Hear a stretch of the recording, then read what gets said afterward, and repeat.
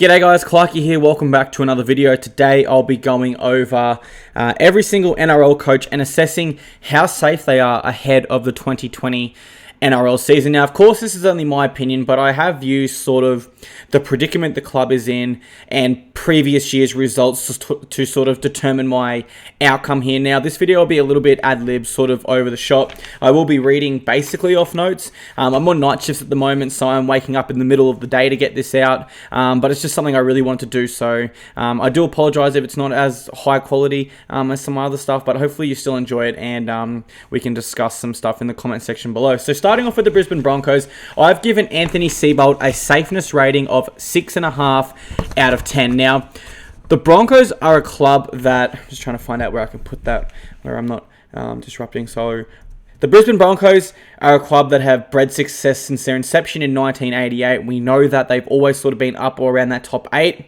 And I do think it's unlikely that Anthony Seibold would be removed. I can't say too likely, so I have got him in that yellow area at about 6.5. But I think if the Brisbane Broncos were to miss the 8 very badly, then the club would come to a decision. And I believe that decision might not be to sack him this year, but if he misses the top 8 badly this year, it's undoubted that 2021 he'll be under immense pressure. So it'll be interesting to see how he goes this year. And we have seen the Broncos be pretty ruthless with past coaches, referring to Anthony Griffin and Ivan Hanjak. But all in all, I would say Anthony Seibold is above that safe level, particularly when you consider he is signed to a multi-year deal. Next, we've got the Bulldogs, guys. Now, I have Dean Pay very low there, as you can see. I have him 2 out of 10. Because I know for a fact, and this was breaking news to my page last year, the Bulldogs were set to sack Dean Pay. I got that news from a couple players. He essentially brought the players in and said, I'm all out of ideas, what should we try? And then the players went to the board, etc, etc. And the end result was the actual Canterbury Bulldogs CEO wanted my phone number to talk to me to ask why I put that news out there. So I can promise you guys, it was absolutely factual. Dean Pay was set to be sacked last year. Whether you believe me or not, I'm telling you, it's the truth. And he's off contract at the end of this year. So a bad year means he is gone. It's that simple, really. He's not going to miss the 8 badly, finished bottom 4, and the Bulldogs go, oh, you know what? We'll re-sign you again. We'll give you another chance. No, he's a 2 out of 10 because this is a make or break year. If he's not sacked by the end of the year, he certainly won't be re-signed with a poor performance. So I've got Dean Pay a 2 out of 10 safeness rating. Not safe at all. Next, we have the North Queensland Cowboys, guys, and if you just stick with me while I flip my notes over, now you'll see Green is also very low there. I have him 4 out of 10, and he has to be under huge pressure, especially when you consider how poor the Cowboys have been the last 2 seasons. I mean, they made a grand final in 2017, everything looked great, Jonathan Thurston and Matt Scott were coming back, and it's never been the same since. They have been on a downward spiral since making that grand final.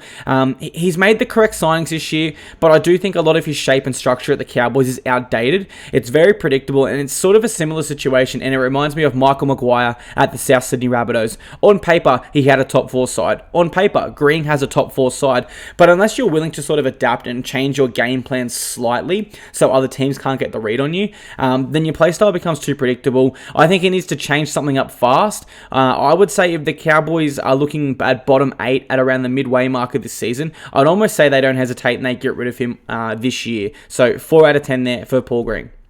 Next, we have the Dragons coach, Mary McGregor. Now, I almost was going to go 0.5 out of 10, but I'll give him a 1 out of 10. Nothing is promised for Mary after years of mediocrity at this club. Now, I think the Dragons board have finally had enough. They are publicly saying that they support him and he will be supported, but I have to imagine that if he starts this year poor, he's almost certainly sealed his fate. He will be sacked. I think the Dragons need to finish at least 6th, and I think they need to at least make the preliminary finals or something impressive so the Dragons board can actually see that, hey, Mary is the man for the future. Because at this stage, he has a very, very strong side, and, you know, whilst 2019 might have been a write-off year for the Dragons, I don't think they'll accept that sort of finish again. In fact, I can almost tell you for certain they won't. I've got to give Mary a 1 out of 10 for how safe he is.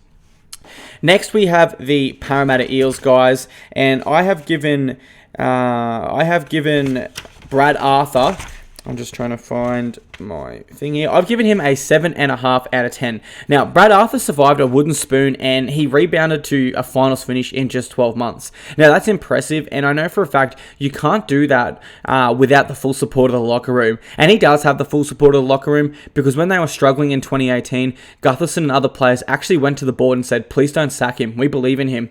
So, whilst he does have the club, the club players behind him, at this stage, he has shown an ability to rebound from a poor season, but I think if he was to miss the 8 this year, the Eels would be disappointed, because they're obviously going to be looking for consistency from this point onwards.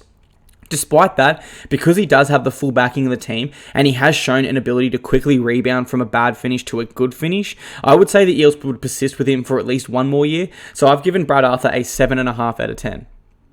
Next, we have Adam O'Brien from the Newcastle Knights. Now, this is his first year as a rookie coach, and I've given him a 7 out of 10 for safeness. Now, because he's a rookie coach, it's obviously very unlikely he would be removed in his first season. No one really signs a rookie coach and ousts them after 1 year. I don't think that's likely. But despite this, the Knights board have shown they are desperate to return to finals football, hence the reason for quote-unquote, I'm just going to say it, they sacked Nathan Brown. Obviously, we know that that was not a mutual decision. I don't believe it was. So we know that they immensely want a return to finals football. And I think if O'Brien missed that badly and he was to, finish close to the bottom 4 or be nowhere near the top 8, then he'd probably be under a lot of pressure the next year. But for this year, I have to say he's safe because it is his first year. So I've given him a 7 out of 10. Now we have Ivan Cleary from the Penrith Panthers. Now, I've got Ivan Cleary as a 5 out of 10. And this is a strange beast because his son is also the club's marquee player. But it's hard to deny Cleary's first season back wasn't a disaster. Up until last season, Nathan Cleary, since debuting as an 18-year-old, had never missed the finals in the NRL. And that is extremely, extremely an underrated thing. Think about it, guys. An 18-year-old did not miss the finals in his teenage years. And in those years, he also won back-to-back State of Origin series. So, he's been very impressive so far, but both of their seasons, Nathan Cleary and Ivan, was underwhelming last year.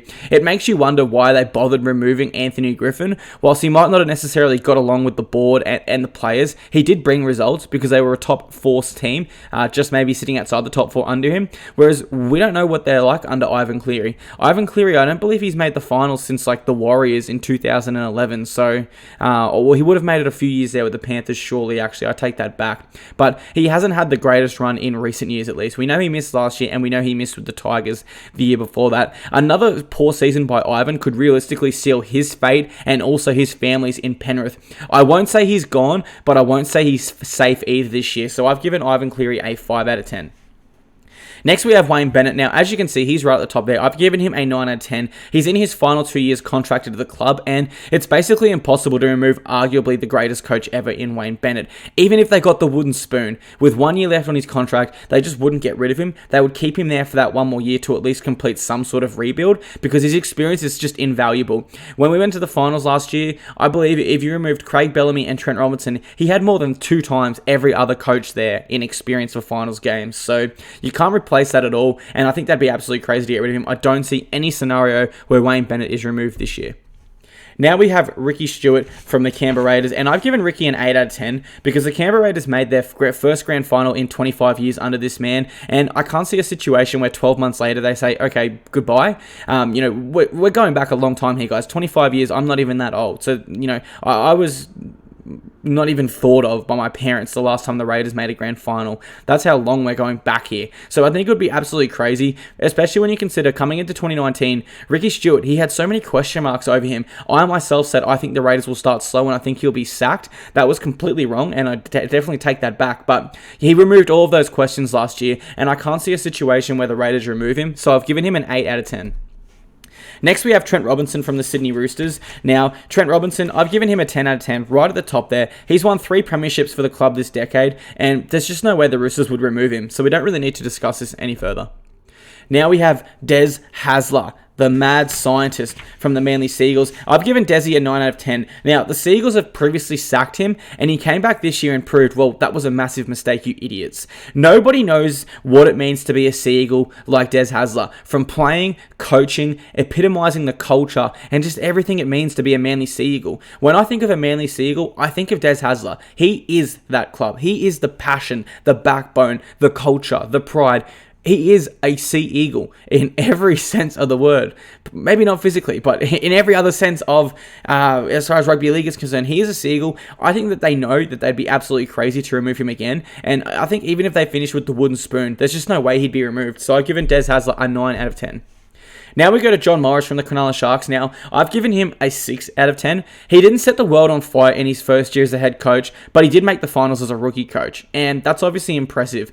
He did have a great roster, and it seems that he has the full support of the playing group. Even this year, I'm seeing on Instagram, he's joining in with all their preseason fitness drills, which clearly shows they have a respect for him, and he has a bigger respect for them.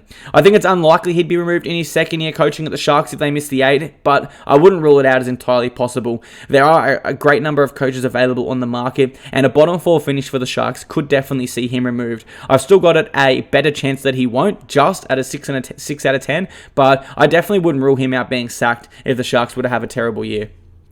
Now we have Craig Bellamy. Now, the Storm and Bellamy have the best relationship of any coach and club in the NRL. He's the most successful this decade, and it's impossible they sack him, so we don't need to talk about that. He's safe. He's a 10 out of 10. Now we have the West Tigers. Now, Michael McGwire won the premiership with the Rabbitohs in 2014, but he's never really kicked on from that since. He has had success with the Kiwis as far as international football is concerned, especially when you consider that they're now the number 1 team again. I don't necessarily agree with that ranking, but that's the way it is.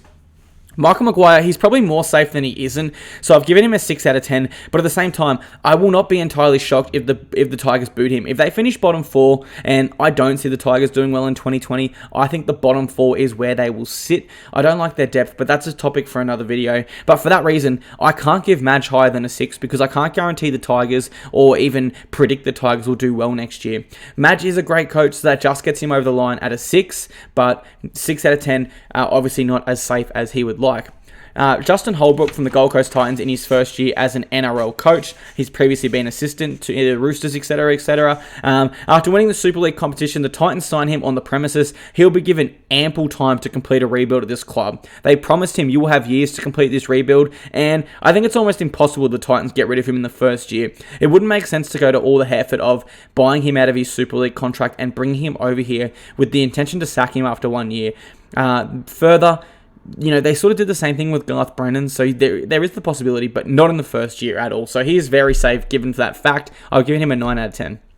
Now we have Stephen Kearney from the New Zealand Warriors, and I've given him a very low score. I've given him a 3 out of 10. I would say Kearney is possibly the most under pressure of any coach in the NRL at the moment, but he is signed for the next 3 years, so the Warriors know that there's a huge financial incentive to keep him at the club, but you have to wonder how long the poor results can continue. Since joining the club, he's only accrued a 42% win rate, which is slightly higher than his career percentage of 36%, but that's the lowest of any active NRL coach that's been there for a while. Obviously, we can't include rookies, etc., but we look at coaches that have coached a similar amount of time as Kearney, and that is extremely low. That is not a good percentage. Most of the good coaches, I think even Mary McGregor has over a 50% rate, and we're talking about Mary McGregor being like a 1 out of 10 for safeness, so we have to put Kearney in the same boat. I'll give him a 3 out of 10, and I firmly believe if the Warriors have another lackluster season, he is done. I don't see the club persisting with him. I'd see them just biting the bullet, paying him out. The new owners, obviously, would have to do that. It's not a good start to their ownership of the club, but it's something they may have to do. So I've given Kearney a 3 out of 10. And that wraps up my video, guys. That is every single coach in the NRL and how safe I class them. Obviously, it's just my opinion, but hopefully you did enjoy the video. And I'll be interested to know in the comment section below, because obviously you guys know your club better than I know your club. I know my club, the Gold Coast Titans, very well. But I'm sure, if you're a Raiders fan or a Sharks fan, Rabbitohs, you probably know that club better than I do. So I'm interested to hear your guys' thoughts in the comment section below. How safe do you think your coach is? And do you realistically see them being sacked in 2020? Thanks so much for watching, guys. If you want to give the video a thumbs up, thumbs down, give it a rating, I'd appreciate that. And I got a bit more content planned, not too much, but if you want to subscribe, feel free to do so. It's cool, but if you don't want to, thanks so much for checking out the video. That's what means the most to me anyway, guys. So have a great day. Cheers.